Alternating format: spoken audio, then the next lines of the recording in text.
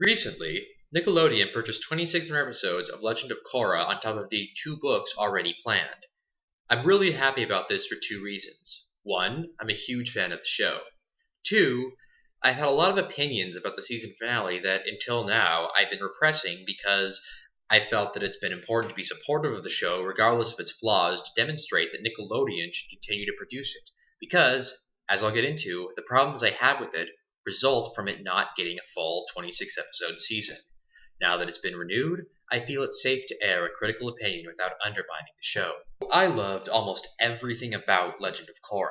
The great action set pieces, the memorable cast of new characters, the music, the visual recreation of 1920s Shanghai in a manner both consistent with the old universe that still feels new and innovative. Almost everything was exactly what I hoped for after years of waiting for the follow-up to Avatar The Last Airbender. Almost everything. So, what was wrong? The finale. It wasn't that the final episodes were bad. They were good for the same reasons that I listed above. But their problem was that they were the finale. The season was only 12 episodes long, and it resolved the entire Amon arc. 12 episodes was not enough time to tell the story that they were telling. Things got resolved too quickly, and worse, too easily. Let's break it down. Issue 1, Amon. Amon was a fantastic villain. He had great presence due to the always enjoyable acting of Steve Bloom. He was a credible threat to the heroes, and most importantly, he had a legitimate cause. In Last Airbender, Ozai was a genocidal maniac. There was no question that he had to be stopped. He was effective as a straightforward big bad for the hero to grow and to finally confront. With Amon, though, they were going for a very different direction. His equalist movement had a solid point. Benders were out of control in Republic City. It was wrong that only Benders were on the city council. It was wrong that bending triads were using their powers to lord over the weak.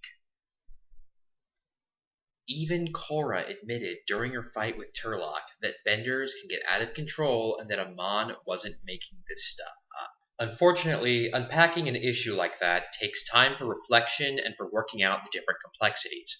12 issues was not enough time for that. So instead they took what I feel is the easy way out. They revealed Amon to really be a waterbender, thus making him a hypocrite who lied to his followers. And it's just too easy of a solution in my book. I wanted to see the characters have to face up to a difficult issue, not just to circumvent it because the mouthpiece was a bad guy. I mean, the whole point of having a villain like Amon is that you can confront a difficult situation of a villain with a real important point rather than just fighting off a guy like Ozai who wants to blow up the world. It's not that fighting a straightforward villain isn't enjoyable, but I just feel that they squandered the opportunity to really flesh out what made Amon an effective character and not just an imposing big bad. I really think that having more episodes to improve his character, to explore his character, and to explore his motives would have fixed that. The counter, I'm sure, is to say that Amon's act of terrorism had gone too far, that once he resorted to extreme violence to achieve his goals, he loses all credibility, and this really does just become a matter of stopping a villain. My response? I don't think he was that extreme. This leads to issue 2. Korra returning bending. Whenever Amon took someone's bending, the imagery and the sets they used presented it like it was an execution, going so far as to incorporate visual allusions to public executions in stadiums, firing squads, mass executions, and other serious war crimes to bring up his menace. Although the imagery definitely had an impact and gave me real emotional chills because this series really is effective, and because it does things like that well, I still had to stop and think. Why are they treating this like an execution when it isn't? Take Tano, for example. When he had his bending, he became a cheating, self-absorbed jerk who based his entire life around winning. How would he deal with losing all of that? Would he hit rock bottom? Would it humble him? Would he seek revenge? Maybe he'd even join the Equalists because he'd realized that his bending had made him something horrible and that it needs to disappear from the world. What about Lin Bei Fong? How is she going to adapt to losing what was such a huge part of her identity? It would have been a great character moment to see her learn how to fight without bending and then take on the Equalists anyway. Maybe a reflection on whether this is about her fear of losing her bending or about a greater issue of freedom. Could we see a non-bender who gets offended when a bender is acting mopey and depressed for being reduced to the state that they've lived with just fine for their whole life? Unfortunately, in only 12 episodes, we never get that. Instead, the series pretty much pushes aside any character who loses their bending rather than addressing that. Basically, it just turns it into a form of G-rated death. It's still just a wasted opportunity that they could have worked with if they had more time. And because they wasted it, all it ended up doing was making Amon a villainous pseudo-murderer when it really should have been giving more depth to the bender-equalist debate. Easy answers aren't dramatically satisfying. And yes, I know a lot of fans wanted Lynn to get her bending back because she is an awesome character and seeing her lose it was painful. But it was a good kind of painful. It was the kind that had weight and tragedy and made the series more powerful for having it happen. Part of a good story is that there needs to be tragic moments where what you don't want to happen happens. And yes, you bargain and say, please creators, just please undo this one thing. But if they actually do it, then it compromises the power of the original moment. It makes the whole thing just a kind of pointless diversion. No matter how much we kick and scream, we need our tragic moments to make the moment of triumph meaningful. Speaking of Lin Beifong, by the way, this leads me to Issue 3, Too Many Descendants. An important scene in the first episode was when Katara, the apparent last surviving main character from the original series, said that it was time for the new generation to take over. This was a good scene. It set up that the show was not just about recapping the old one. It was about setting up new characters with new adventures. Of course there were going to be continuity nods. Those are fun. Even descendant characters, particularly Tenzin and Lin, worked as supporting cast to what was supposed to be the main cast. The finale, in my opinion, took it too far. Dante Basco's General Iroh was the grandson of Zuko, played by the same voice actor and named after Mako's Iroh. That's 3 continuity nods in one character, and that character doesn't work. Dante Iroh is introduced at the end of episode 10 and then proceeds to be a major part of the climactic battle for Republic City. And we don't really know anything about him besides who he's related to. Think, what do we know about him aside from his connections to previous characters? We know he's a general at a young age, that he's a capable firebender, and that he trusts the Avatar because his grandfather would. That's it. That's not really much of a character, and yet he plays a huge part in the conclusion of the arc. I'm good with continuity nods, but not when they hijack the plot when they don't really apply. It was continuity for continuity's sake, so that we could have a descendant for each of the main characters. Except for Sokka. Poor Sokka. Then, of course, we have Bumi, who doesn't even do anything but set up his presence for the next season. Listen, I like continuity nods, but not at the expense of the new story. Being limited to 12 episodes, it was costing them time they really needed to work on the new characters. I love the original series. I like references to it, but I don't just want you to remind me how awesome it was. I want you to create a new series with new characters and new stories that I'll like just as much.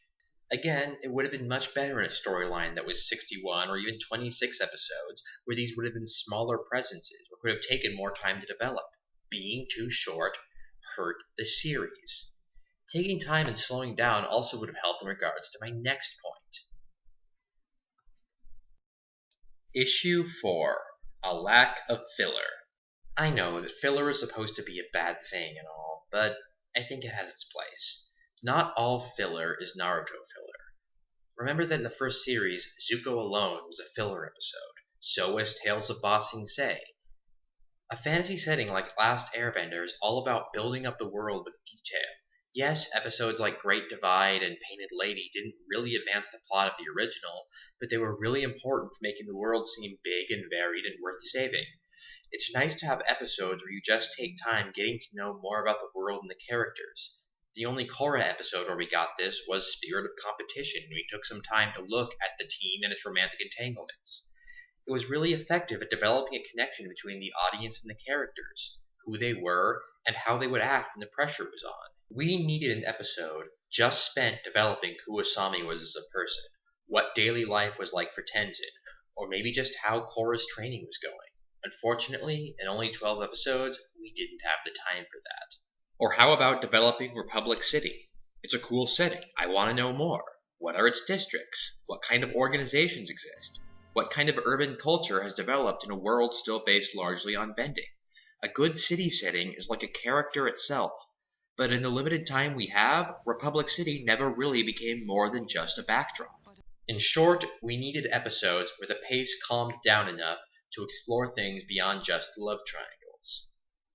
Which reminds me. Issue 5. The Love Triangles. So, Legend of Korra really embraced shipping. I understand why. It was an uber popular aspect of Last Airbender fandom and fandoms in general. So, in Legend of Korra, we had two different canon love triangles, Bolin Mako Korra and Korra Mako Asami. It didn't work. Why not? Well, here's the problem with love triangles. There are no good resolutions to them. They are hard situations to deal with, but the eternal problem is the answer is obvious. Choose one or choose neither. Sure, there's angst and drama, but the problem is that there's just no resolution that isn't a catastrophic angry mess, taking a shortcut by having one of the characters die or turn evil, or just solving it like adults. And in Legend of Korra, they actually went with the mature route. Mako eventually told Asami how he felt about Korra, apologized that things got emotionally complicated, they didn't work out, and that was the end. Frankly, that's not much of a climax to anything. I mean, it solves the problem, but that's not really much of a story. I had two girls, I told them how I felt, and the situation resolved. Epic. Bringing this back to the thesis, again, with only 12 episodes, they could only afford a resolution to the subplot that could fit into a one-liner in the finale. That's the problem with inserting a love triangle subplot. When it comes down to a relationship, baggage is just stupid, and it's easily resolved by honesty. But unless you're willing to commit to a full soap opera episode to play up the big angst, then resolving it is just going to seem shallow. And speaking of shallow nonsense that went nowhere and isn't very entertaining, it's time to conclude this review. Legend of Korra was complex, mature, and had a lot of intellectual weight. Don't cut that short. Take the time to work through those ideas because I'll be really interested in seeing how the big issues play out. I'll watch it, I'll advocate it to others, because whatever nitpicks I have, I critique because I really am a fanboy. I want to see the best out of the show because I know that's what it's capable of. Thanks for listening. Everybody was kung fu fighting. Those kids were fast as lightning. In fact, it was a little bit frightening. But they did it with expert timing. Oh yeah.